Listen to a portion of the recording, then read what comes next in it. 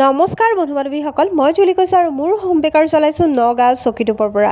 আৰু আপোনালোকৰ special date cake order কৰিব বিচাৰিলে কণ্টেক্ট নাম্বাৰটো স্ক্ৰীনত দিয়া আছে, আপোনালোকে কণ্টেক্ট কৰিব পাৰে। আৰু আজি আহিছিলে কি 2 টায়াৰৰ কেক এটা, আৰু এই কেকৰ ডেলিভাৰীটো মই 31 তাৰিখে আবেলি দিছোঁ। আৰু মই ৰাতি 30 তাৰিখে ৰাতি মই কি কৰিছোঁ, ক্ৰাম কোট কৰি ৰাতি ফ্ৰিজত থৈ দিছোঁ। আৰু যিখিনি কেকৰ এয়া চাওক ক্ৰীমখিনি বাচিছিলে মানে আছিলে, সেইখিনি মই কি কৰিলোঁ এয়াৰ টাইট কণ্টেইনাৰত থৈ দিছোঁ। থোৱাৰ পিছত মই কি কৰিলোঁ, ৰাতিপুৱা সোনকালে শুই উঠি আকৌ ক্ৰীম বিট কৰি ল'লোঁ। বিট কৰি কেক এটা ছেট কৰি ল'লোঁ। ছেট কৰাৰ পিছত লগে লগে মই ষ্ট্ৰ দি দিছোঁ যাতে কেকটো নলৰে। তাৰপিছত ষ্ট্ৰ দুটা দিছোঁ, এটা দিয়া নাই, আৰু কেকটো ৱেইটটো বেছি আছিলে সেইটো কাৰণে। আৰু কি কৰিলোঁ, পাৰ্পল কালাৰ দি মই ফ্লাৱাৰ বনাই দিলোঁ।